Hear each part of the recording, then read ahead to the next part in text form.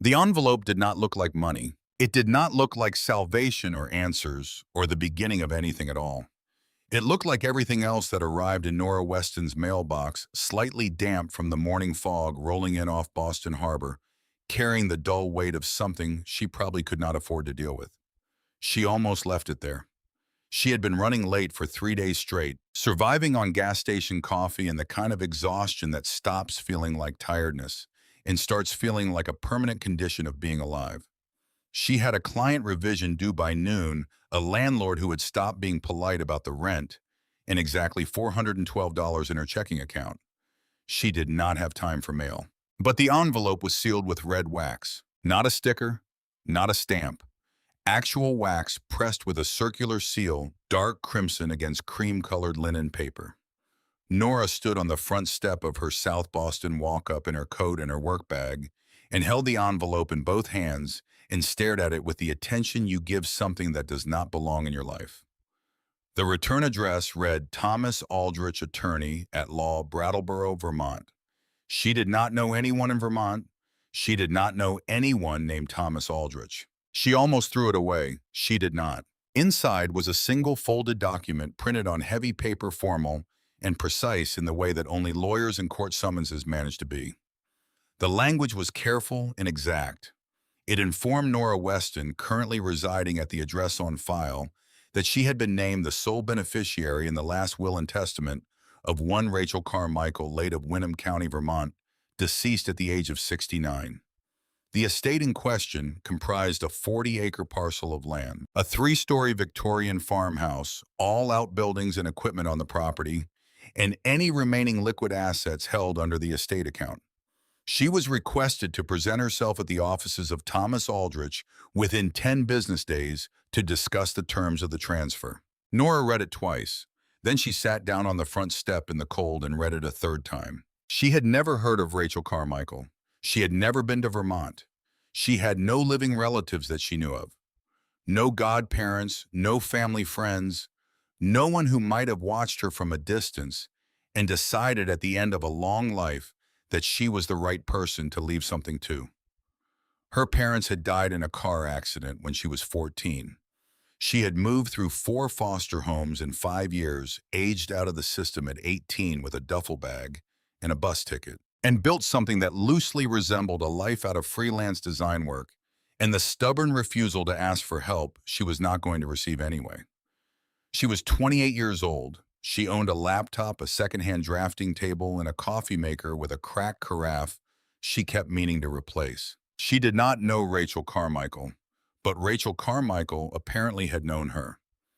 3 days later, Nora sat in a leather chair in a mahogany-paneled office in Brattleboro and watched a silver-haired man named Thomas Aldrich read from a folder over the rim of his glasses with the careful, measured expression of someone who had delivered complicated news many times before and had learned to do it slowly. Rachel Carmichael had died 6 weeks ago. No hospital, no hospice.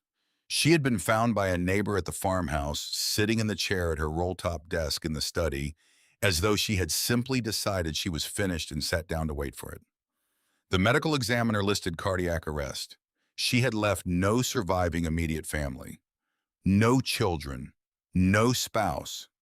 She had been married once to a man named Arthur Carmichael, who had abandoned her in 1974 and was never heard from again. What she had left was the land, the house, and a will that had been updated 8 months before her death, naming Nora Weston of South Boston, Massachusetts, as the sole heir to everything.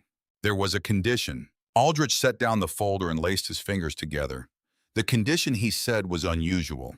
Before the deed could be legally transferred into Nora's name, and before she could take any action regarding the sale or development of the property, she was required to take up residence in the main farmhouse for 30 consecutive days.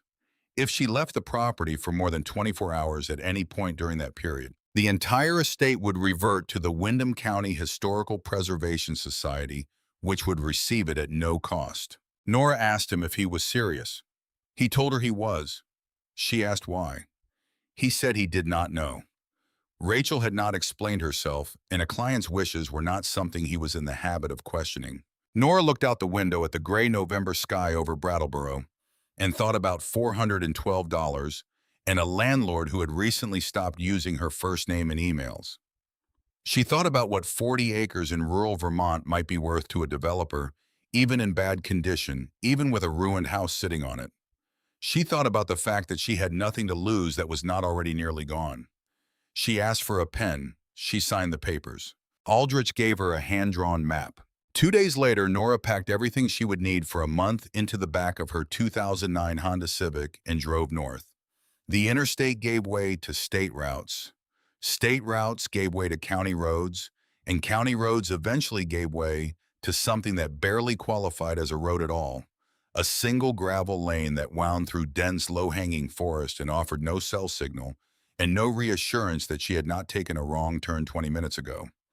She followed the hand-drawn map. She turned at a pair of stone pillars so thoroughly consumed by dead ivy that she almost missed them entirely. She drove through. The world changed. The lane beyond the pillars ran for nearly a quarter-mile through what had once been the main orchard.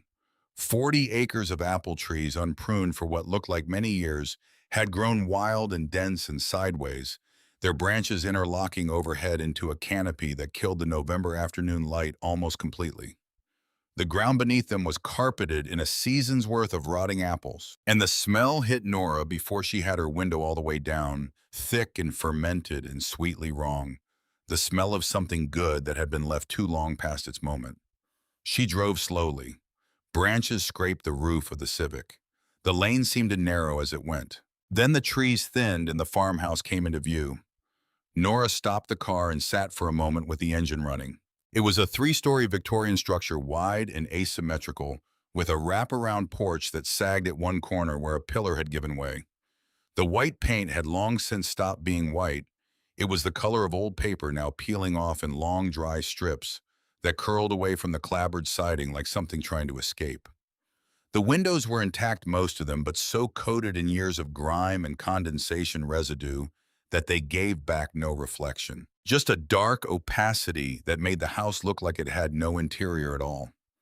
A stone chimney rose from the south side, and a rusted weather vane on the peak of the main roof turned slowly in the cold wind, pointing nowhere in particular.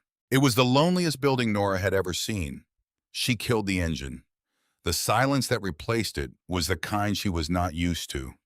Not the muffled urban quiet of late nights in the city, but an absolute, almost physical silence, broken only by the wind moving through the bare branches of the orchard and the distant sound of something wooden knocking against something else, wooden somewhere she could not identify. She stepped out. Her boots crunched on the gravel.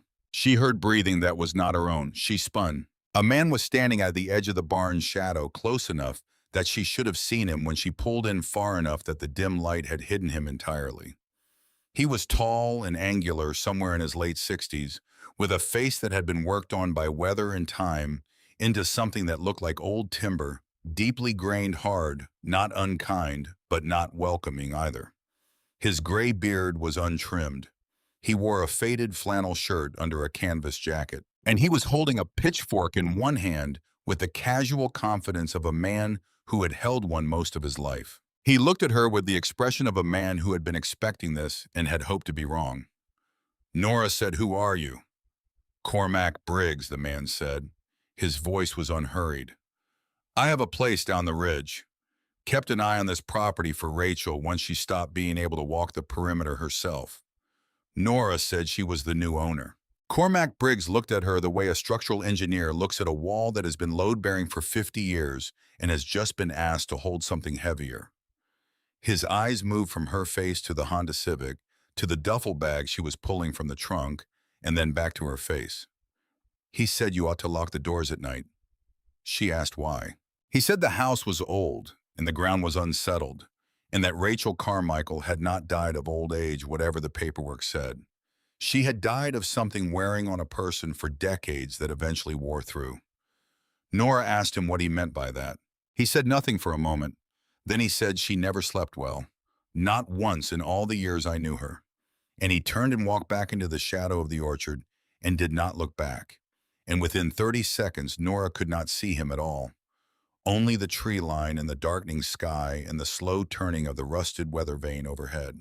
She stood there in the gravel for a long moment. Then she picked up her duffel bag and went inside. The interior of the house had the particular smell of long-term neglect. Not quite mold, not quite dust, but something in between, something biological and slow. The smell of a place that had been breathing on its own for years without anyone opening a window. The entryway was wide and once elegant, with a staircase curving up to the second floor and a chandelier overhead that held dead bulbs and tarnished brass arms.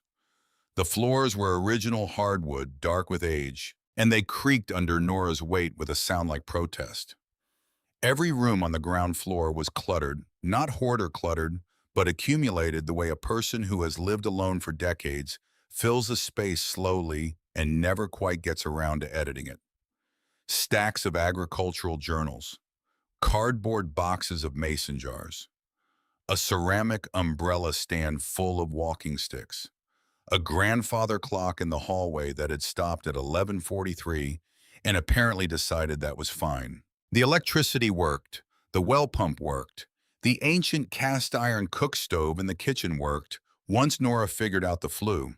She found blankets in a cedar chest in the upstairs hallway, and she made up a bed in the second floor room with the best window and the least amount of other things in it, and she ate a can of soup she had brought from the city and sat on the bed in her coat because the house was cold in the deep way.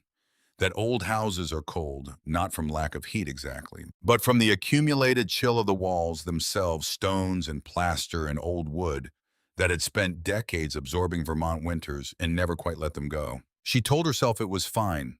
She told herself 30 days was 30 days, and this was a transaction, and she was a practical person.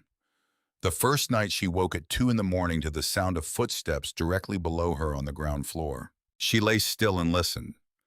The sound continued for several seconds, slow, deliberate moving from one end of what she calculated was the hallway to the other, and then stopped. She got up and went downstairs with her phone flashlight on and found nothing. No one.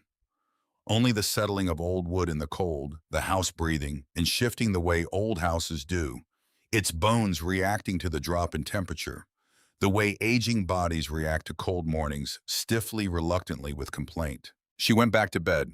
The second night, it was something else. A low, rhythmic sound from somewhere below the ground floor below. Even the kitchen, a hollow, resonant thudding, slow and irregular like something heavy shifting in a space where nothing should be moving. She checked the kitchen. She checked the pantry. She found a door in the pantry wall that she assumed led to a root cellar. But it was closed and the old latch held, and she stood in front of it in the dark for a long time and thought about rational explanations and decided she would deal with it in daylight. The third night she heard it again. On the fourth morning, she made a decision. She was not a woman who dealt well with not knowing things. The uncertainty of the house, what was in it, what was in the room she had not opened, what was making sounds below her at 2 in the morning was more unsettling than anything she might actually find, and she had spent enough of her life being unsettled by things she could not see to know that the only cure was to go look. She started on the ground floor, moving through each room systematically.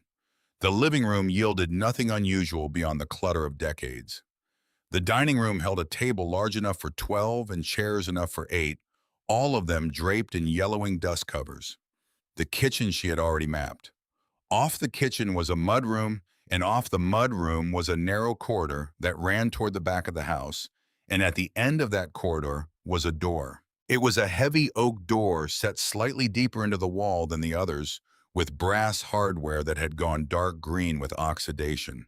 It had a padlock on it, not a lock set into the door handle, but an additional padlock hasped and heavy locked from the outside. Someone had added it deliberately recently enough that the screws in the hasp were not yet fully corroded. Why do you lock a room inside your own house? You lock it because you are the only one who lives there, and the only thing that matters is keeping someone else out. Someone who might come after you were gone. Nora went to the barn. She found a crowbar behind the tractor and spent the better part of 20 minutes working the hasp until the screws pulled free of the wood with a sound like a small scream, and the door swung open into a room that breathed out a cloud of dry, stale air that smelled of paper and beeswax, and something older. Something like the inside of a church that had been closed for a very long time. It was a study, and unlike every other room in that house, it was meticulous. Floor-to-ceiling bookshelves lined two walls, holding decades of agricultural ledgers, organized by year, their spines labeled in careful handwriting. The floor here was swept clean. An oil lamp sat on a side table, dry but polished. And in the center of the room, positioned beneath a window that looked out over the south end of the orchard, sat a roll-top desk made of dark oak, old beautifully made, with carved joinery at the corners and a fitted tambour top that rolled up smoothly and silently on wooden slats, worn smooth by many years of use. Inside the desk, stacks of letters organized and bound with cotton string, an inkwell dried to a dark residue at the bottom, a magnifying glass with a bone handle, a small frame photograph turned face down on the writing surface. Nora picked up the photograph and turned it over. It showed two young women standing beneath the canopy of an apple tree in full bloom late spring. Sometime in the past, the image slightly overexposed in the way of photographs, taken without great skill on film that was probably not quite fresh. Both women were in their early 20s. Both were smiling. One of them had a smile that was deliberate, performed the smile of someone who knew she was being photographed and had decided what she wanted the photograph to say about her. The other one's smile was different. It was the smile of someone who did not think about how she looked when she was happy. It was unguarded and slightly crooked, and it reached all the way to the corners of her eyes. Nora had seen that smile before. She had seen it in mirrors. She had seen it in the one photograph she kept of her mother taken before Nora was born. She had seen it without ever knowing where it came from, on her own face, in the reflection of bus windows and laptop screens, in the darkened glass of storefronts she passed without stopping. Her hands were not steady when she turned the photograph over. On the back, written in dark ink and a careful looping cursive, Rachel and Evelyn, the day we buried the truth. 1974. Evelyn. Her grandmother's name was Evelyn. Evelyn Weston, born somewhere in New England that no one had ever specified dead before Nora's parents had even met, never spoken of in any detail by anyone Nora had ever asked. She was a person who existed only as an absence, a blank space in the family history that her parents had quietly agreed not to fill in. Nora had asked when she was young. She had been told that Evelyn was complicated, that she had left and not come back, that some people were like that. She had grown up learning not to ask. The woman in the photograph was 22 years old and standing in a Vermont apple orchard in 1974 and smiling like someone who had nothing to hide because the thing they were hiding had not happened yet. Nora sat down in the desk chair. She sat there for a long time. She did not hear the engine until it was already coming up the lane, a sound out of proportion to the landscape, too heavy and too fast for gravel, the kind of engine that announces itself because it has never needed to do otherwise. She went to the study window and looked out. A silver Mercedes SUV was bouncing hard up the rutted drive, moving with the aggressive confidence of a vehicle whose driver had decided the road's condition was someone else's problem. It stopped near the porch. The door opened. The man who got out was in his mid-40s, trim and straight-backed in a dark suit that was expensive enough to have no visible label and fitted enough to have been made for him specifically. His shoes were wrong for the gravel. He walked to the front door like he owned the ground under his feet, which Nora understood as she watched him was precisely what he believed. She met him at the door with the chain on. He introduced himself as Derek Hargrove. Rachel, he said, was his great-aunt, his grandfather's sister, and the land had been in the Carmichael family since the 1920s. He spoke with the smooth fluency of a man who has prepared his argument in advance and is used to people accepting it without question. He said that Rachel's mental state in her final years had been regrettably not what it should have been, that the will was being reviewed, that Nora's best option, practically speaking, was to save herself the trouble of a legal fight and take what was being offered. He opened the briefcase. $250,000 in banded hundreds organized into neat rows. Nora looked at it. She looked at it the way she had looked at the envelope 3 days ago, with the awareness that an amount of money capable of changing her life was being held in front of her, and the competing awareness that the person holding it was not doing so out of generosity. She asked him why he wanted the land. He said it was a family matter. She asked him again. Something moved behind his eyes, a tightening, a shift, like a door closing behind a face that had been momentarily left open. He leaned toward the gap in the chain door, and his voice dropped half a register, and he said, "You have no idea what's buried in this soil. Take the money and drive back to Boston before you end up like your grandmother." The chain was the only thing between them. Your grandmother. He had not asked her anything about herself. He had not asked where she was from, or how she knew Rachel, or what her family history was. He had arrived with a briefcase full of cash and the name of a woman that had been kept from Nora her entire life. And he had used it like a key quickly and without thinking. The way you use something you have held so long, it no longer occurs to you that someone else might not know you have it. Nora did not take the money. She told him to contact Thomas Aldrich. She closed the door. She stood with her back against it and listened to him knock twice more hard and then stop. She heard the gravel under his shoes. She heard the car door, the engine, the sound of tires pulling hard out onto the lane. She went to the window. His taillights disappeared into the tree line. She stood at the window for a long time after the sound of the engine had gone. The afternoon was failing, the light dropping out of the sky in the quick way it does in Vermont, in November color going before warmth, the orchard fading from gray to charcoal to near black as she watched. The weather vane on the roof turned slowly. Somewhere in the trees, something settled with a sound like a branch giving up on holding. Nora went back to the study. She picked up the photograph again. Rachel and Evelyn, the day we buried the truth, 1974. Her grandmother had been here, in this house, in this orchard. She had stood under these trees and smiled at a camera and written those words on the back of a photograph.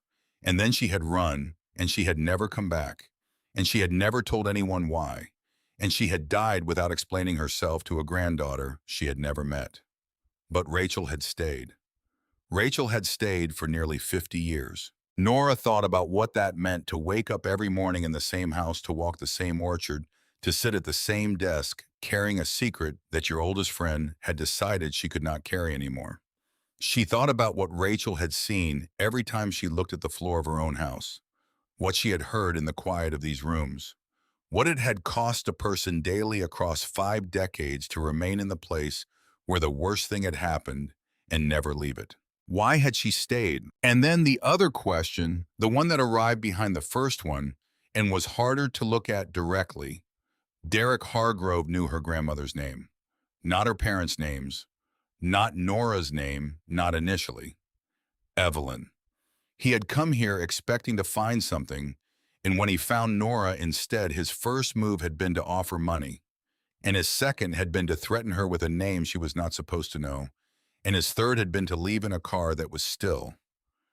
Nora realized, not moving. She went to the front bedroom window on the second floor and looked down the lane toward the gate. The silver Mercedes was parked at the edge of the tree line, about 200 yards in its engine, off its lights off, sitting in the dark under the bare apple trees, like something that had been there all along and was simply waiting for her to look away. Nora did not look away for a long time. She stood at that window while the last of the light left the sky and the orchard went fully dark, and the house settled around her with its old sounds, its creakings, and its hollow rhythms from somewhere below. And she held the photograph in both hands and looked at her grandmother's face and understood, in the way you understand things that are not yet fully formed, not with certainty, not with words yet, but with the certainty that the words were coming, that 30 days was not the real condition. The real condition was something Rachel had set in motion long before the will was written, something that had been waiting down here in this house, in this ground since 1974. And Derek Hargrove knew it. And now so did she. She did not sleep that night. Not because of the sounds, though. The sounds were there. Again, the hollow, rhythmic thudding from somewhere beneath the kitchen floor, slow and patient and utterly indifferent to whether anyone was listening. Not because of Derek Hargrove's car sitting in the dark at the edge of the tree line, though she checked the window 3 times before midnight and twice more after. She did not sleep because of the photograph. Because of 11 words written in looping cursive on the back of a piece of photographic paper that had been sitting in a locked room for nearly 50 years, waiting for someone with the right face to find it. She lay on her back in the cold second-floor bedroom and stared at the ceiling and thought about her grandmother, who had been a silence her entire life. Evelyn Weston, a name spoken rarely, and when spoken always briefly, always followed by a subject change, always accompanied by the careful stillness that adults put on when a child asks about something they have decided the child does not need to know. Nora had learned early that some questions did not have answers available to her, and she had filed Evelyn away in the category of things she would understand when she was older. And then her parents had died before she got older enough, and the question had died with them, or so she had believed. It had not died. It had come here. It had been sitting in a locked study in a farmhouse in Vermont, organized and preserved and waiting. By 5 in the morning, the quality of the dark outside the window had begun its almost imperceptible shift toward gray, and Nora had made a decision. She got up. She put on her coat over her clothes from the night before. She went downstairs and stood in the kitchen and put her hand flat on the floor and felt nothing, heard nothing. The house was quiet in the early morning, the way it was not quiet later, a cleaner quiet. Before the wind came up and the old timbers began their daily conversation with the cold. She opened the pantry door.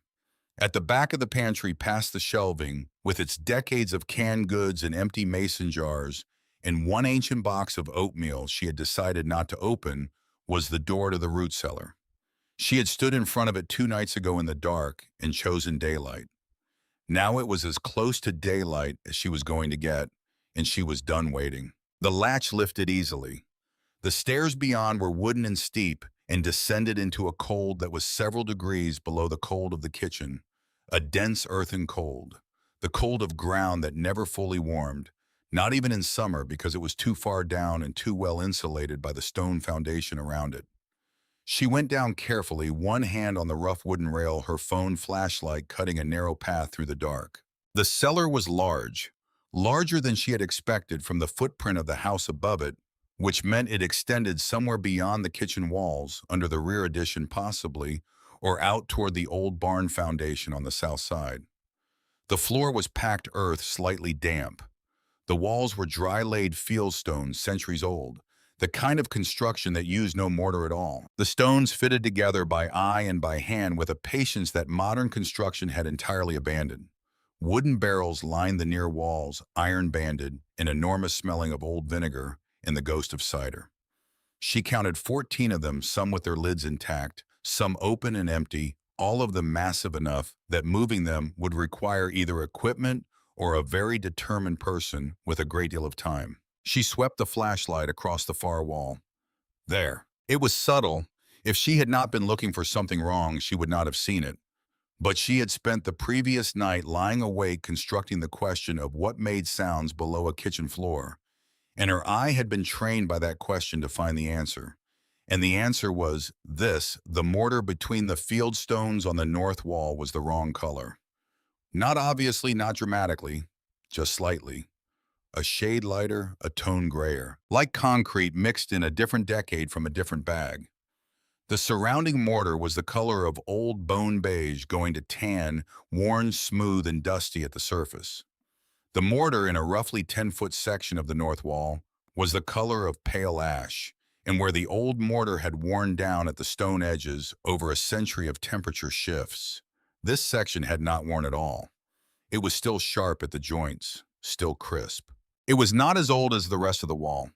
In front of that section of wall, positioned with the naturalness of things that have been sitting in one place long enough to look like they belong, there were 6 of the largest iron-banded barrels, each one easily 200 pounds, each one positioned exactly where you would put something if you wanted it to stay in front of a wall for a long time without anyone asking why. Nora went back upstairs. She found the crowbar she had used on the study door still leaning against the mudroom wall where she had left it. She brought it downstairs, She set the phone against a barrel with the light aimed at the wall so her hands would be free, and then she began. It took the better part of an hour to move the barrels. She could not lift them, her back would not allow it, and her body weight was not sufficient to shift them cleanly. She had to rock them, tipping each one onto its edge, and rolling it inch by inch, the iron hoops grinding against the packed earth with a sound like distant thunder. Her shoulders ached. Her hands blistered on the rough iron. She moved one barrel, then rested, moved the next, did not stop. The thing about growing up without a safety net is that you learn very early that stopping is a decision that has consequences, and she had made that calculation at 14 years old and had not unlearned it since. When the last barrel had been rolled aside and the full section of north wall was exposed, she stood back and looked at it. Then she tapped it with the crowbar handle. She moved left, tapped, solid stone. She moved right, tapped, solid stone. She moved back to the center of the lighter section 2 feet from where she had started and tapped. The sound was different, not the dense closed sound of solid field stone 2 feet thick, backed by Vermont earth. Something shorter, thinner, a sound with space behind it, hollow. Nora fit the flat blade of the crowbar into the joint between two stones near the center of the section and leaned her weight into it.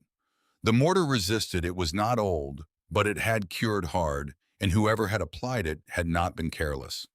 She repositioned, leaned again, heard something crack deep and small like the first split in ice. She worked the bar along the joint top to bottom, then across the horizontal, chipping and prying. The mortar coming away in chunks that were not stone and not earth, but some composite of false material designed to look like what surrounded it. The whole section was not stone at all. It was a false front wood and wire mesh and plaster painted and textured to match the fieldstone foundation, close enough to fool anyone who was not looking for it, not close enough to fool the crowbar. It gave way in pieces. First a crack, then a section, then with a sound like something that had been held closed for a very long time. Finally exhaling, the entire false front collapsed inward, breaking apart as it fell, filling the cellar with a cloud of plaster dust and the smell of something old and enclosed and absolutely dry. The smell of a sealed space that had been breathing its own air in the dark for decades. Nora covered her mouth with her sleeve and waited for the dust to settle. Then she picked up her phone and pointed the light through the opening she had made. The light traveled further than it should have, further than any root cellar extended, further than the foundation of the house could logically account for. Beyond the broken false wall was a room, not an earthen space, not a natural void in the ground, but a constructed room with poured concrete walls and a concrete floor and a low ceiling reinforced with rusted iron rebar that had been set deliberately carefully by someone who knew exactly what they were building and why. It was cold inside in a way that went beyond temperature, the cold of a space that had never been meant to be inhabited, only to hold. She stepped through. The room was perhaps 20 feet deep and 15 wide. Along the left wall, stacked in rows that reached chest height, were canvas duffel bags, olive green military surplus style, the kind of bags that had been common in the 1970s and were now found mostly in antique stores and estate sales. Many of them had deteriorated badly, the canvas rotting through and splitting along the seams, and where they had split, their contents had spilled onto the concrete floor in neat, compressed stacks that Nora's flashlight caught and identified with a jolt that moved through her chest before her mind had fully processed what she was seeing. Currency, banded $100 bills, many of them damp, damaged, and discolored but still intact, still legible, still undeniably money. Dozens of stacks. She could not count them from where she stood. Beneath the canvas of the bags that had not yet fully deteriorated, the shapes were wrong for paper. Harder, heavier, the unmistakable rectangular solidity of bullion. Silver bars and gold, she would learn later. All of it from a single event. All of it moved here in the fall of 1974 and never moved again. She stood in the center of the room and turned slowly, and the flashlight beam crossed the far right corner, and she stopped turning. The thing in the corner had been a man. What remained was seated against the wall with a particular collapse of something that had once held itself upright and had eventually, through the slow, patient work of decades, given up the pretense. The skeleton was dressed. This was the detail that arrived first before the chain, before the iron ring bolted into the concrete behind it, before anything else dressed in what had once been a suit. Polyester in a pattern that had been fashionable in the early 1970s, now moth-eaten and disintegrated in patches clinging to the bones beneath it, in the way that fabric clings when there is nothing else left to cling to. The skull was tilted slightly forward, as though the thing it had once been had died looking at its own hands. A length of heavy chain connected a steel cuff around the left wrist to an iron ring that had been bolted directly into the concrete of the wall. The bolt was industrial, the kind set with a hammer drill, and an anchor, the kind that does not come loose. The kind chosen specifically because it does not come loose. On the floor beside the remains arranged on a flat wooden crate that had served as a makeshift surface were three objects: a kerosene lantern long since dry, a small bottle of dried ink, and a leather-bound journal. Nora did not move for a long time. She stood in the cold, sealed dark of that room and looked at what 50 years looked like when they accumulated in a sealed space, and she felt the weight of it. Not fear exactly, not anymore, but something heavier and more complex than fear. The understanding that she was standing at the end of something that had been in motion for half a century. That she had walked into a house and found not just a secret, but the entire architecture of a secret, built over a lifetime by two women who were 22 years old when they made a decision they could never take back. She picked up the journal. The leather cover came apart slightly at the spine when she opened it. The pages inside had fared better than the canvas bags. The sealed environment had kept them dry, and the ink, though faded, was legible throughout. The handwriting was the same careful looping cursive she had seen on the back of the photograph. The same hand, the same person, Evelyn. She read it standing up because she could not bring herself to sit down in that room. In the summer of 1974, Evelyn Weston and Rachel Carmichael were both 22 years old. They had been friends since childhood, grew up in the same county, gone to the same schools, knew each other the way people know each other when they have shared the specific geography of youth. Rachel had married Arthur Carmichael 2 years before, and Evelyn had come to stay at the farm that September, ostensibly to help Rachel through a difficult time that the journal did not specify further, but described with the careful brevity of someone writing around something too large to say directly. Arthur Carmichael was a specific kind of man. The journal described him with the precision of someone who had studied a dangerous thing long and closely, not with hatred exactly, though the hatred was there beneath the surface, but with the close clinical attention of someone who needs to understand exactly what they are dealing with in order to survive in proximity to it. He was charming in public and methodical in private. He broke things, objects, agreements, bones with the same even temperament, never raising his voice, as though the damage he caused was simply a natural consequence of the world failing to meet his standards. He had connections that Rachel had not known about when she married him. He moved in circles that did not advertise themselves. In September of 1974, Arthur and two men whose names Evelyn either did not know or chose not to write down carried out a robbery. The target was the Green Mountain Depository, a private bonded storage facility in Winham County that held, among other things, a significant quantity of cash and precious metal on behalf of clients who preferred not to use conventional banks. The robbery was not discovered immediately. Arthur was careful. He had planned it for months. What he had not planned for was his own nature.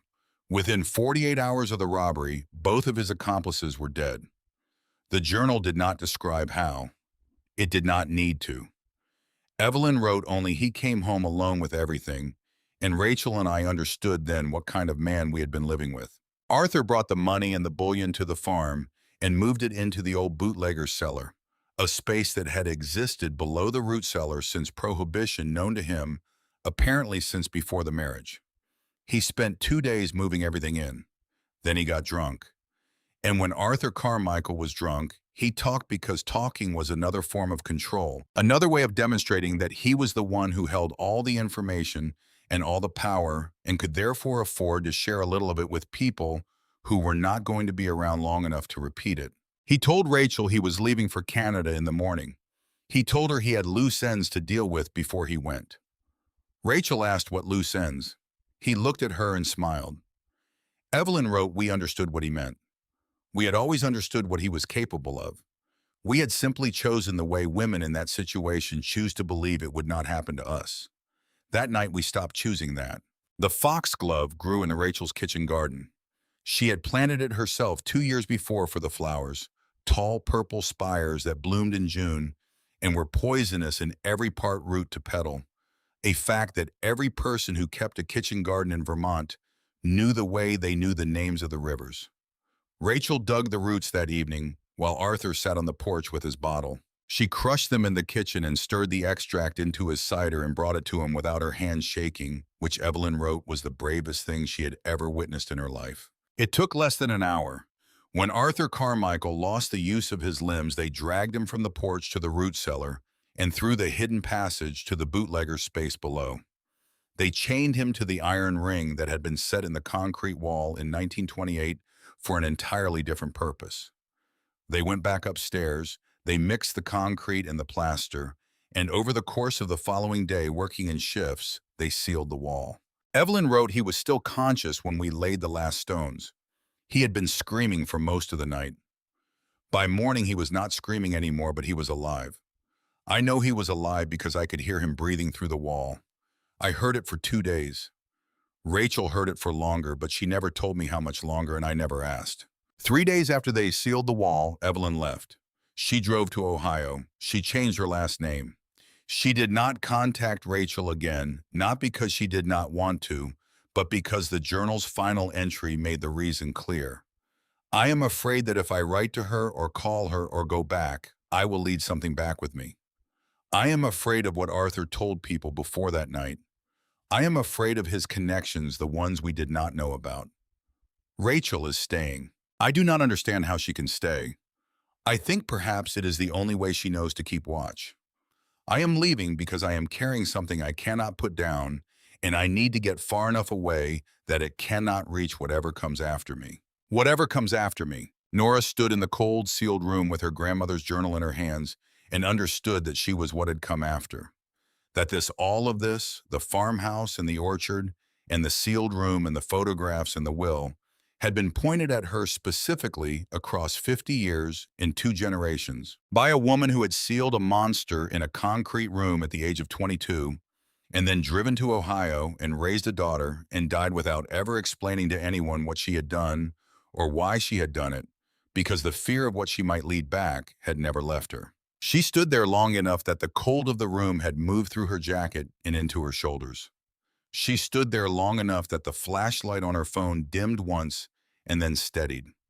She stood there and felt the full weight of what her grandmother had carried for 50 years, the particular texture of a secret that has no release valve, that can never be shared with anyone who does not already know, that must be held alone and in silence for the rest of a life that goes on and on regardless. And then before she could move, before she could begin to form any thought about what to do next, with any of this, she heard footsteps. Not the house settling, not the old wood contracting in the cold. Actual footsteps on the kitchen floor directly above her head, heavy and deliberate and moving with the specific cadence of someone who knew where they were going. Nora killed her flashlight. The cellar went absolutely dark. She did not breathe. The footsteps stopped. A pause. Then the creak of the pantry door. Then the specific groan of the cellar stairs weighed on old wood, one step at a time, careful but not careful enough to be silent.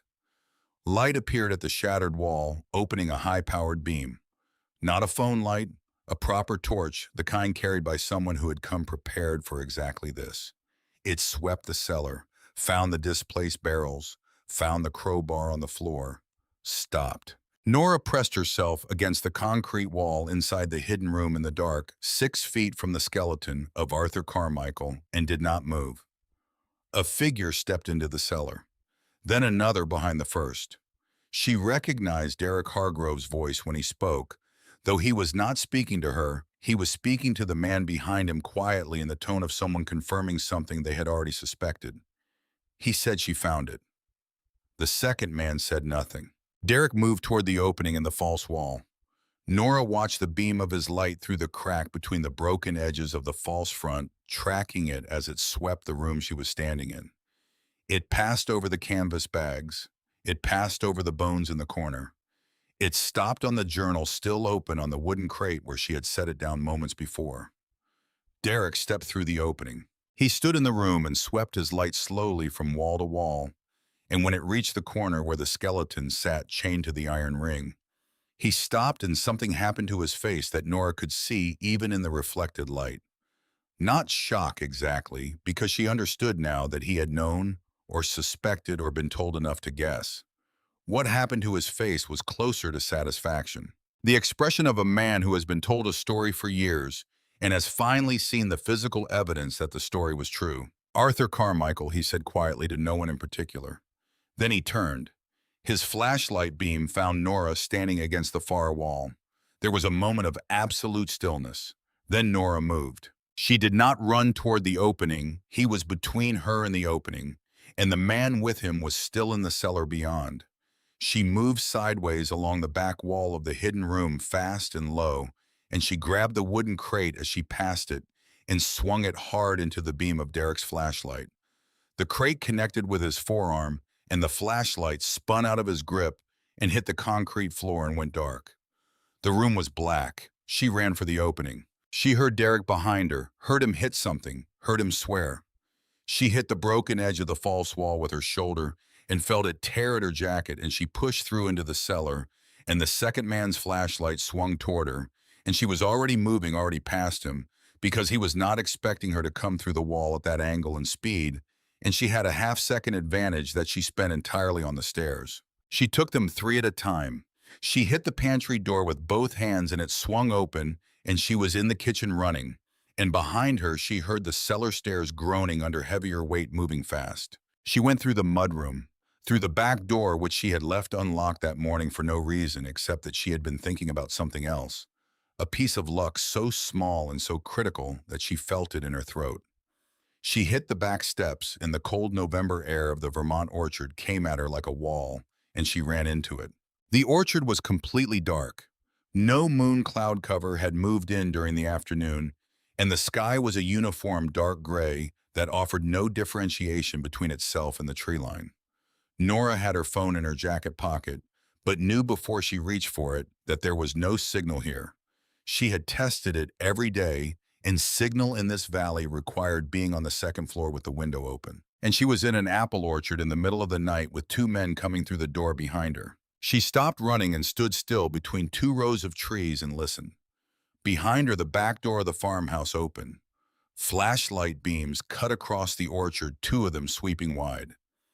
Derek's voice, "She's out back. Spread out." Nora pressed herself up against the trunk of the nearest tree. The bark was rough and cold through her jacket.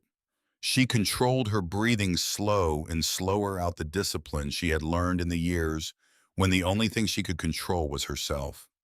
She listened to the flashlight beams moving through the trees, listened to the footsteps on the rotting apple carpet, and she thought.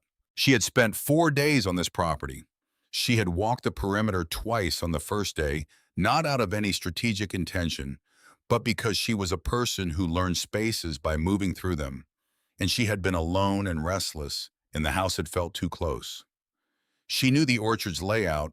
The rows ran north to south with a cart track crossing east to west, approximately 100 yards from the house. She knew that the east edge of the orchard bordered what had once been a processing area, a concrete pad with a pair of rusted iron rails set into it, and a massive wooden hatch at the center, the remnant of an old cider pressing operation. She knew the hatch was rotten. She knew it because on the second morning she had stepped near it and felt the wood give under her foot, and Cormac Briggs had appeared from somewhere to her left and said without preamble, "Don't walk near the press pit." The planks are 30 years past holding a person. She had not walked near it since. She counted rows in her head. 1, 2, 3. Moving east, keeping low. Moving on the rotting apple carpet that was soft enough to muffle footsteps when she was careful. 4, 5. The flashlight beams were behind her and to her left, moving in the wrong direction. Derek was calling out to her in a voice that had abandoned its boardroom precision and gone somewhere rawer and far less controlled. She did not listen to the words. She listened to the direction. She found the cart track and turned east and moved faster. She heard Derek redirect, heard him change course. He was closer than she had expected, and she understood that he had seen something, a movement, a shape against the slightly lighter gray of the cart track, and he was coming. She ran. The press pit was marked by a rusted iron post at its near corner. She had noted it without noting it, the way you note things that seem unimportant until they become everything. She found the post with her hand in the dark, gripped it, stopped her momentum with a jerk that nearly pulled her off her feet, and she stepped to the left of it and pressed against the nearest tree trunk and went completely still. Derek came through the trees 30 feet behind her.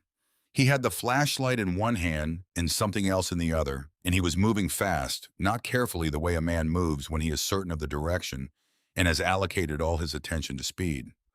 Nora waited. She waited until he was 15 feet away, and she could hear his breathing, and she could see the beam of his flashlight swinging ahead of him, and then she moved out from the tree trunk and crossed his beam deliberately.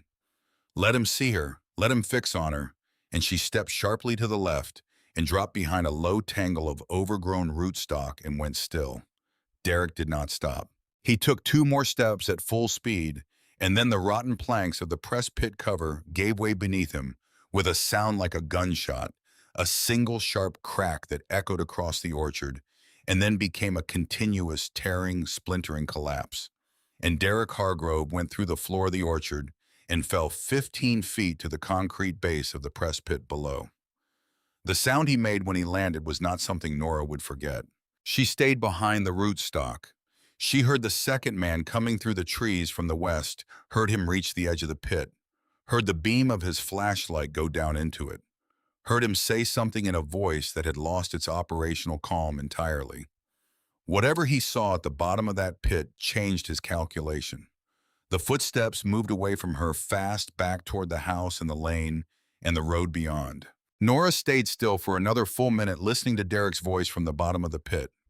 Continuous, ragged, the voice of a man in serious pain whose situation had changed entirely. She felt the cold. She felt the bark of the apple tree against her palm. She felt the strange, hollow stillness that comes after sustained terror has burned through and left the body still running on the chemistry of it, the way an engine runs for a moment after the key has been pulled. Then she got up. She moved through the orchard toward the barn, staying off the cart track, keeping the trees between herself and the house. The barn door was on the south side, and she reached it without seeing anyone.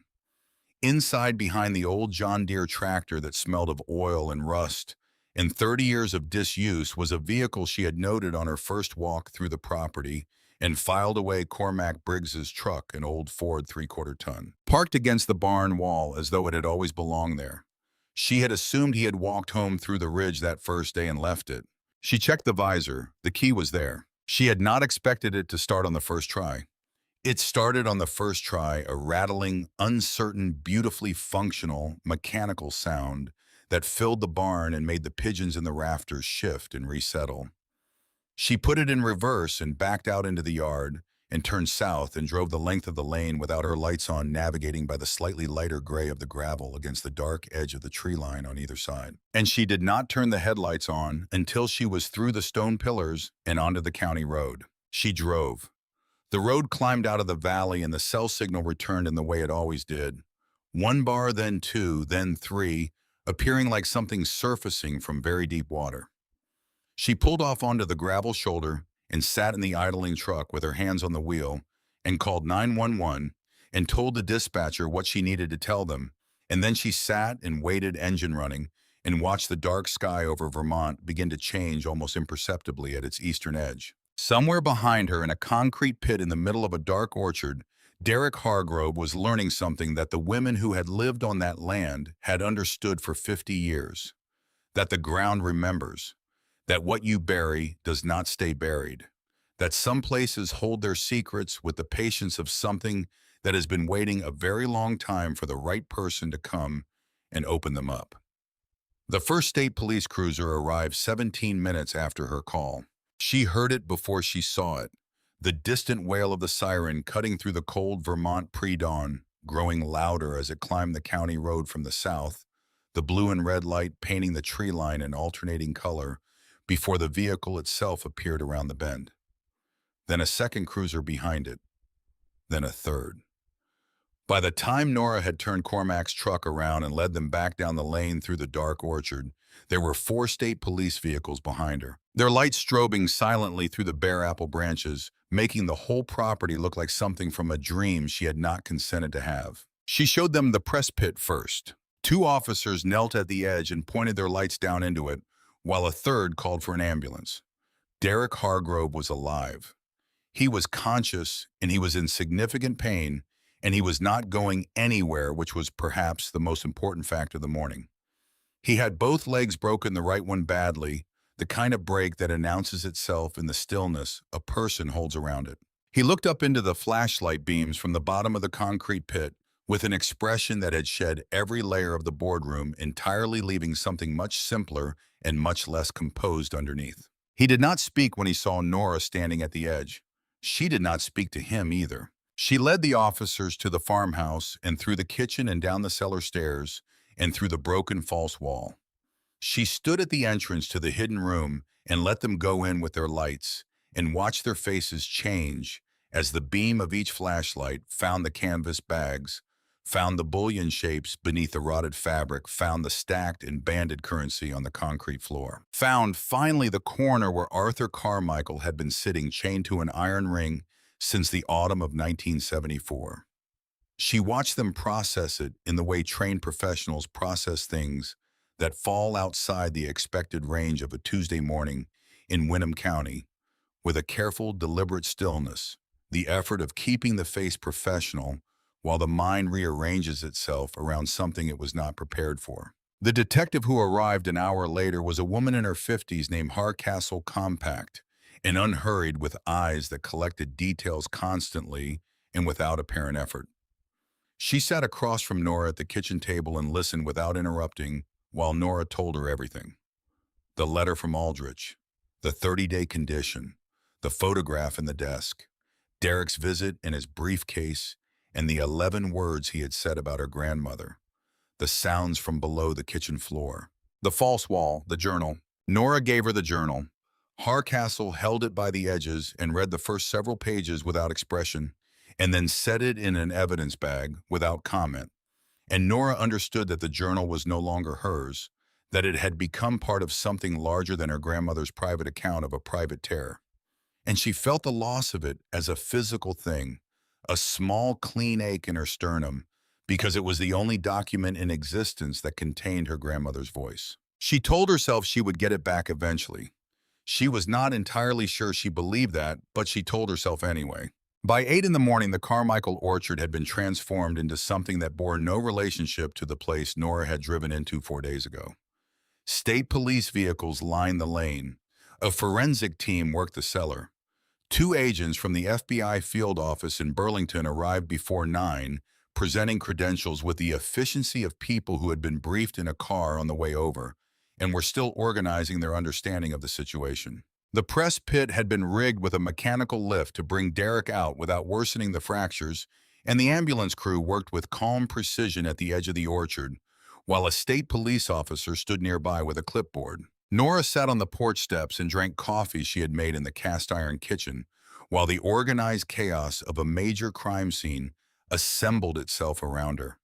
And she thought about what it meant that all of this had been here under this ground, under this house, all of her life, while she had been growing up in the foster system in Boston, knowing nothing, not even the right questions to ask.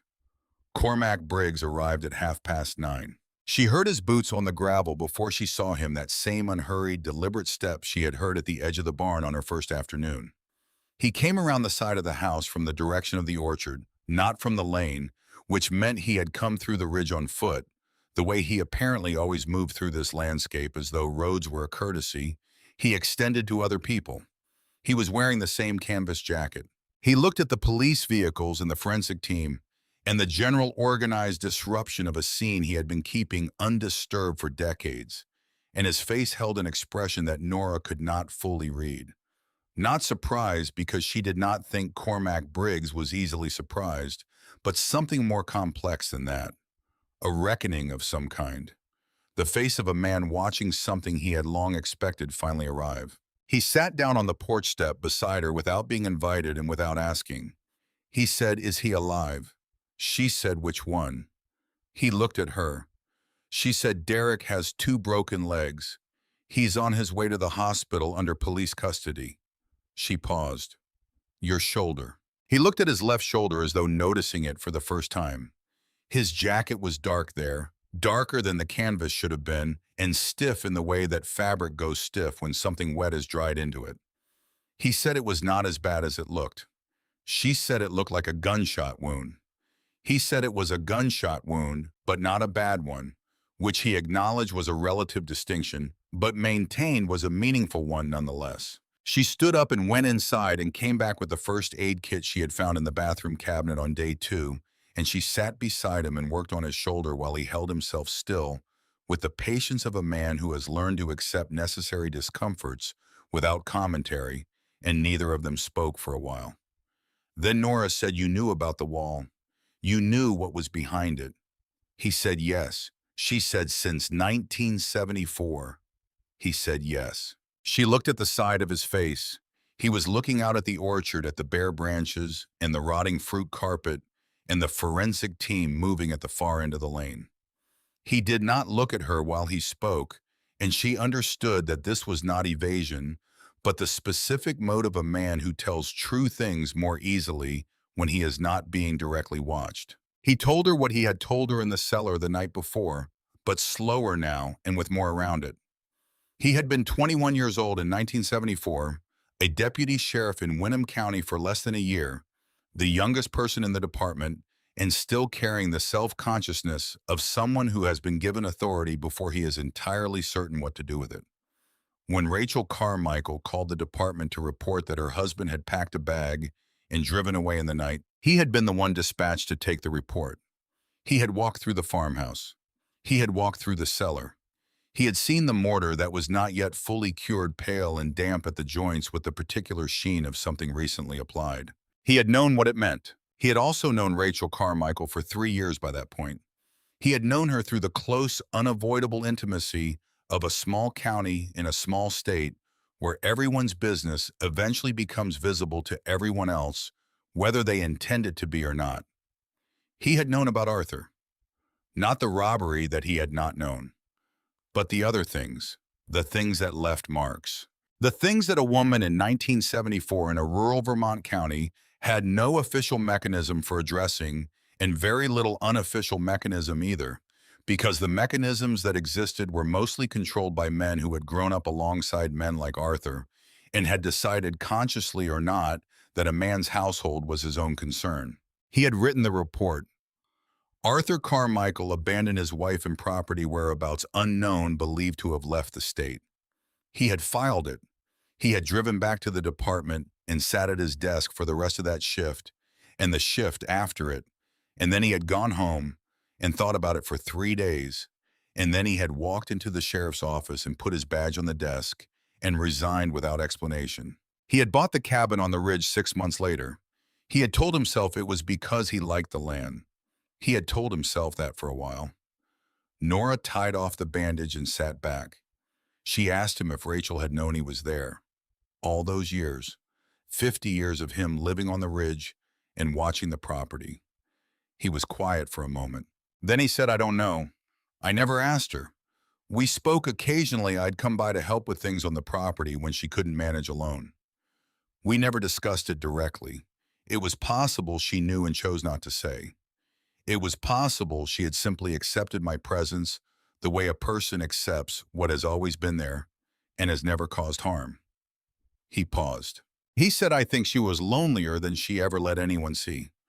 I think staying here was the only form of control she had left after that night, and she held on to it for 50 years, and when she finally decided to let go of it, she chose the person she chose." He looked at Nora then directly for the first time since he had sat down. "She was very specific about you. She had been specific about you for years. Nora asked what that meant. He said Rachel wasn't a woman who did things without a reason. She knew about Evelyn's daughter. She knew about you. She'd known for a long time. She was waiting until she was sure. Nora asked what she was waiting to be sure of. Cormac looked back at the orchard. He said, I suppose you'd have to ask her. But she's not here to ask. The FBI's involvement complicated the legal situation in ways that took months to untangle. The Green Mountain Depository robbery of 1974 had been investigated at the time by both state and federal authorities and had never been officially solved. Arthur Carmichael had been a person of interest but had disappeared before he could be formally questioned. The insurance company that had covered the depository's losses had paid out its claims in 1976 and dissolved in a restructuring in 1991, which meant that the recovery of the stolen assets fell into a legal category that had no clean precedent requiring consultation between the Vermont Attorney General's office, the FBI, and two different federal courts before anyone could determine with confidence what happened next. Derek Hargrove was charged from his hospital bed. The charges were substantial criminal trespass, aggravated assault conspiracy, weapons offenses, and a separate federal charge related to a pattern of fraudulent claims he had apparently filed against Rachel's estate over the preceding 4 years, attempting to establish legal standing for a challenge to her ownership of the property. His associate, the man who had been with him in the cellar that night, was apprehended at a gas station 11 miles south of the property at 6 in the morning, still carrying the weapon he had used to shoot Cormac Briggs. The legal proceedings moved slowly. Nora returned to South Boston for 2 weeks to deal with her apartment and her clients and the practical debris of a life she had put on hold. And then she went back to Vermont because there was nothing in Boston that required her presence. And she had come to understand something in Vermont that did. She stayed in the farmhouse. She completed her 30 days. She signed the deed transfer in Aldrich's mahogany office on a cold December morning with frost on the windows and a cup of coffee that was better than she had expected, and she drove back to the property with her name on a document that said the land was hers. The financial resolution came in February. The state of Vermont, in coordination with federal authorities, determined that the recovered assets constituted the proceeds of a documented federal crime. Given the dissolution of the original insurer and the absence of any surviving claimants, and given Nora's full cooperation with the investigation and her status as the legal heir to the property in which the assets had been concealed, the Attorney General's office negotiated a finder's settlement that was by any measure more money than Nora Weston had ever imagined being in the same room with, let alone owning. It did not happen quickly, and it did not happen without legal fees, and it required Aldrich to earn his retainer several times over, but it happened. Derek Hargrove was convicted on all primary charges 18 months later. His legal team argued at every stage that he had been acting to recover property rightfully belonging to the Carmichael family, and that the violence of that November night had been a response to Nora's own actions in the cellar. The jury deliberated for less than 4 hours. Nora was not in the courtroom when the verdict was read. She was in the orchard. She had been spending a great deal of time in the orchard. She had hired an arborist in January, a quiet, precise man from Montpelier named Alderton, who arrived with a truck full of specialized equipment and spent 2 days walking the property before he said anything at all. What he said eventually was that the trees were not dead. Stressed, misshapen, badly in need of intervention, but not dead. Apple trees of this variety heirloom rootstock, some of them original plantings from the 1920s. The kind of genetic heritage that commercial orchards had spent decades eliminating in favor of uniformity and yield were resilient in ways that ornamental trees were not. They had been bending themselves toward light for 15 years without anyone helping them. They had continued producing sparsely and unpredictably without anyone harvesting. They were not finished. He said it would take 2 to 3 seasons of proper pruning and soil management before the orchard approached anything like its former productivity. He said the bones of the place were sound. Nora hired him. She hired a structural contractor for the house in March, a woman named Pruitt, who came recommended by someone Alderton knew, and who walked through the Victorian with the same silent assessing quality as the arborist touching walls and testing floors and peering into corners with a flashlight before delivering her verdict. The house was not as far gone as it looked. The foundation was solid. The framing was old-growth timber that had outlasted several generations of owners and would outlast several more. The cosmetic damage, the peeling paint, the sagging porch, the dead windows was real but surface. Beneath it, the structure held.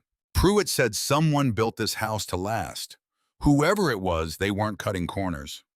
Nora thought about what it meant to build something to last, to construct a thing with the understanding that you would not be the only one to live inside it, that the choices you made in the framing and the foundation would be inherited by people you could not yet imagine, who would stand in the rooms you built and make of them whatever they needed to make. She thought about Rachel Carmichael staying in this house for 50 years. She had thought about it many times since November, turning it over from different angles, finding something new each time. It had not been stubbornness alone. It had not been penance alone, though surely it had been both of those things at different points across half a century. What she understood now in the slow accumulation of days on this property was that Rachel had stayed because the secret required a keeper, and she was the keeper, and she had accepted that designation the way you accept a role that cost you enormously and that you would not trade, because the alternative was to leave the thing unguarded, and the thing could not be left unguarded. And then, when she was ready to let it go, she had chosen the person she trusted to receive it. She had chosen carefully. She had waited until she was sure. Nora understood this more fully on the afternoon in late March, when she was clearing out the last of the accumulated decades from the study, boxing Rachel's agricultural ledgers for the County Historical Archive, which had expressed genuine interest in them, stacking the bound letters for Aldrich to catalog. Working through the room with the systematic attention she had always brought to spaces that needed organizing, and she moved the large oval mirror that hung on the south wall to check the plaster behind it for water damage. Behind the mirror, fixed to the plaster with a single piece of old tape that had gone brown and brittle with age, was an envelope.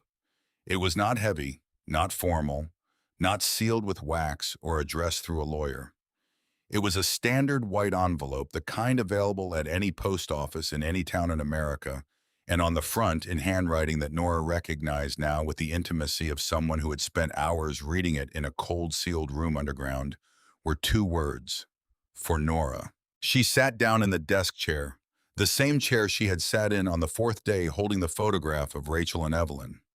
The light through the study window was the long, thin light of a late March afternoon, pale and honest, the kind of light that shows everything without flattering anything. She held the envelope in both hands for a moment and did not open it immediately, because she understood without knowing how she understood that this was the last thing, and she wanted to be still when she received it. Then she opened it. The letter was 3 pages written front and back on the same unlined paper Rachel had apparently used for everything practical, unadorned, the paper of a person who did not distinguish between the important and the routine, because she had come to understand that the distinction was mostly artificial. The handwriting was the same careful cursive as the notation on the photograph, but slower here, more deliberate. The hand of someone writing something they have composed many times in their mind before finally setting it down on paper. Rachel wrote that she had wanted to contact Evelyn for 50 years and had not, and that the reason was not what people might assume. It was not guilt, though guilt was present.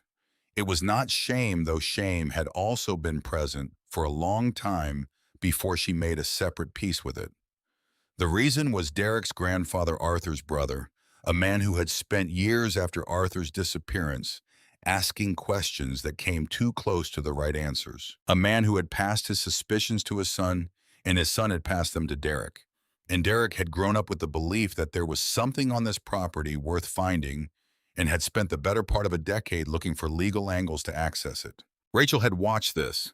She had managed it. She had used Aldrich to construct legal barriers that were robust enough to hold, but required constant attention. And she had managed the situation for years by being present, by being the living owner of a property that no one could access without her consent. When she understood that she was dying, she had made her plan. She wrote, "I have known about you since you were 4 years old. I hired someone to keep me informed, not to interfere, only to know. I watched you grow up in those houses without anyone to anchor you, and I watched what it made of you, and what it made of you was someone I recognize. Someone who learned to read a situation before committing to it. Someone who does not stop when stopping would be easier. I recognize those qualities because I spent 50 years cultivating them in myself, and I know what they cost, and I know what they are worth. She wrote, I did not leave you this property as compensation for what you were owed. That is not something I am capable of providing. I left it to you because you are the only person I could identify who would understand what it means to stay somewhere difficult, because leaving would be the wrong thing to do. I needed someone who would not run. She wrote, I want you to know that Evelyn was the bravest person I ever knew. I want you to know that what we did in that cellar was not something I am sorry for. I have examined it from every angle available to a person over 50 years of examination, and I am not sorry. I am sorry that Evelyn spent her life running from it when she did not need to. I am sorry that I could not tell her that sooner. I am sorry that I cannot tell her now. She wrote, the orchard is older than both of us and will outlast both of us. The trees know what they are doing. Your job is simply to get out of their way and let them. Then after a small space on the page, she wrote the final paragraph. She wrote, I chose you because for 28 years no one took care of you and you are still standing. That was all I needed to know. Take care of the trees. Take care of the old man on the ridge. He has been faithful longer than faithfulness had any right to expect. And take care of yourself, Nora. You have earned it. It was signed simply Rachel. Nora sat in the study for a long time after she finished reading. The light through the window shifted as the afternoon moved the pale March sun, tracking its low arc toward the tree line to the west. She could hear distantly the sound of Alderton's crew in the south section of the orchard, the careful metallic sound of pruning shears working through old wood, the occasional crack of a larger branch coming down cleanly, the sounds of a place being tended, of someone getting out of the tree's way and letting them do what they had always known how to do. She set the letter on the desk. She thought about what Rachel had written, I needed someone who would not run. She understood now that staying had not been penance. It had been a form of faith. Faith that the right person existed. Faith that she was coming. 50 years of it, patient and unannounced, the way the trees had kept growing without anyone tending them incrementally, stubbornly, in the direction of whatever light was available. She sat with all of that for a while longer. Then she got up because there were things that needed doing, and she was a person who did things that needed doing and that had not changed and was not going to change, regardless of how much money was in her account or whose name was on the deed or how long she had been in one place without moving. She went to the kitchen and made coffee and stood at the window that looked out over the south orchard and watched the pruning crew work through the gnarled upper branches of the old heirloom trees. Cormac Briggs was there. He was not pruning. His shoulder was still healing, and Pruitt had told him with the flat authority of someone who did not expect to repeat herself that he was not to do anything that involved lifting his left arm above his head for another 6 weeks. He was standing at the edge of the crew's work area with a coffee of his own, watching, occasionally saying something to Alderton that involved pointing at a particular tree with his free hand. His canvas jacket was the same one he always wore. His gray beard was still untrimmed. He looked exactly like what he was, a man who had spent 50 years on a ridge at the edge of this property and had finally been given permission to come a little closer. Nora had told him 3 months ago that the guest house was his if he wanted it. She had told him it was not charity, and it was not pity, and she was not interested in his objections, and she had walked away before he could make any, because she had found that walking away before Cormac could object was generally the most effective approach with him. He had moved in the following week without further discussion. He had repaired the guest house gutters within 48 hours of arrival, apparently on the grounds that they needed doing, and he had the tools, and there was no reason to wait for anyone's permission to do a thing that was obviously necessary. She was not entirely sure what to call what he was to her. Not family exactly, the word was too loaded and too specific, and she had spent too many years being careful with it. Not quite a neighbor anymore, not after what they had been through together in the dark of that orchard. Something without a clean category.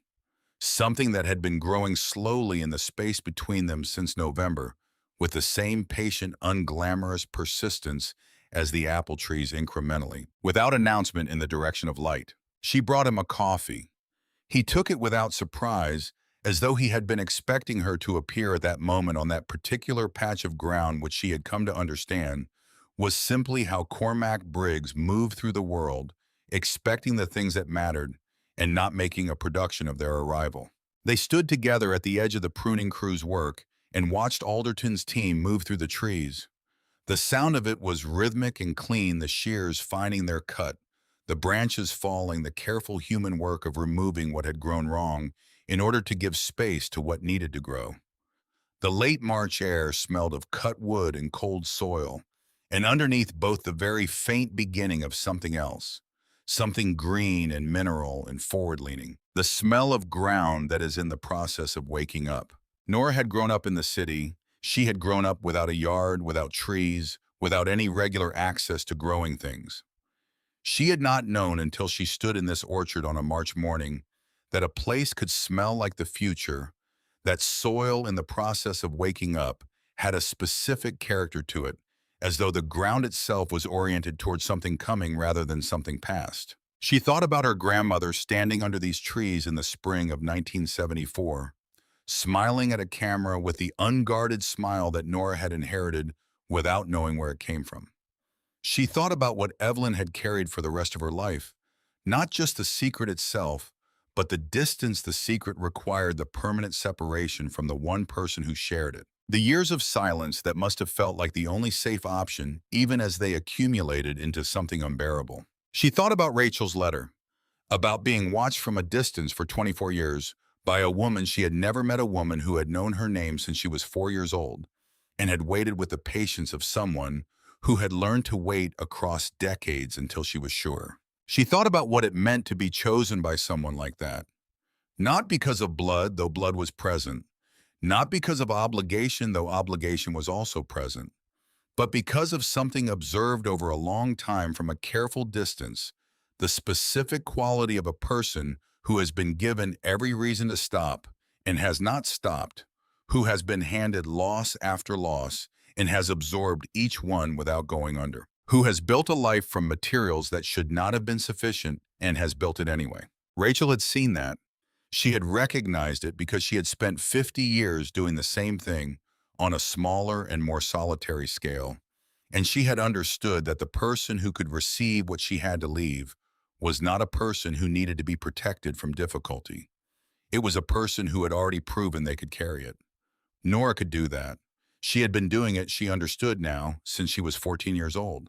Cormac finished his coffee and after a while, apparently deciding that pointing with one hand did not constitute the kind of lifting Pruitt had forbidden, moved closer to the trees and began talking to Alderton in the low, detailed way of someone who has been observing those particular trees for decades and has opinions about each one individually. Nora watched him for a while. The old man and the arborist stood together under the bare canopy and looked up into the branching architecture of a tree that had been growing in the soil since before either of them was born. And whatever Cormac was saying, Alderton was listening to it with the attention of someone receiving information that could not be found in any textbook. Some things can only be learned by staying in one place long enough. Nora went back inside. She had ledgers to catalog and structural estimates to review and a call with Aldrich's office at 4 o'clock. She had things to do. She sat down at the roll-top desk in the study, Rachel's desk, her desk now, and opened the first of the agricultural ledgers dated 1931 and began to read. The handwriting was different from Rachel's. Older, more formal, the script of a generation that had been taught penmanship as a serious subject and had taken it seriously. Someone had been recording the orchard's output for 90 years. Bushels per variety per season, press dates, grafting notes, soil observations, weather records, the small patient data of a working farm accumulated across decades by people who understood that the point of recording something was not to remember it yourself, but to hand it forward to whoever came next. She turned a page. The afternoon light moved across the study floor in the slow way that afternoon light moves in late March, crossing the floorboards in a long diagonal that shifted imperceptibly as the minutes passed. Outside, she could hear the pruning crew working through the final row of the south section, the sound of their shears steady and unhurried. She could hear Cormac's voice occasionally low and carrying, and Alderton's response, and then a silence that meant they were both looking at something and thinking. She turned another page. The ledger for 1931 recorded a good year's strong yields across most varieties, a late frost in April that had taken some of the early blossoms, but not enough to damage the overall harvest, a pressing season that had run from mid-September through the first week of November. The handwriting noted the weather on pressing days with the precision of someone who understood that weather was not background information, but central fact. The annotations were careful and unsentimental. They recorded what had happened without editorializing about what it meant, trusting that the meaning would be apparent to whoever read it next. Nora sat at the desk of a woman she had never met in a house she had been chosen to inherit on 40 acres of land that had been waiting for her since before she was born. And she read the recorded history of an orchard that had outlasted everyone who had ever tended it. And she understood for the first time in her life what it felt like to be somewhere that she was supposed to be. Not because it was comfortable, not because it was easy, not because it had come to her without cost or complication or the kind of darkness that takes a long time to fully see, but because it was hers, because someone had held it for her across 50 years of silence and kept it intact and passed it forward with the faith that she would know what to do with it. Because the trees outside were still standing and still growing and would go on standing and growing long after she was gone, if she did her part, if she stayed and tended and paid attention and did not stop when stopping would have been easier. She turned another page. Outside, the pruning crew finished the south section and began moving their equipment toward the east rows, their voices carrying briefly across the yard and then fading. The late afternoon light in the study went from pale gold to something closer to amber, the specific quality of light that arrives in the last 30 minutes before it drops below the tree line entirely, when everything it touches looks briefly like it is being seen for the first time. Nora turned another page and kept reading. The orchard was not finished. The house was not finished. The work of understanding what had happened here and what it meant and what she owed to it and what it owed to her was not finished and would not be finished for a long time yet, perhaps ever, because some things do not resolve into clean conclusions, but instead continue to unfold across seasons and years in ways that cannot be anticipated in advance. But she was here. She had not run.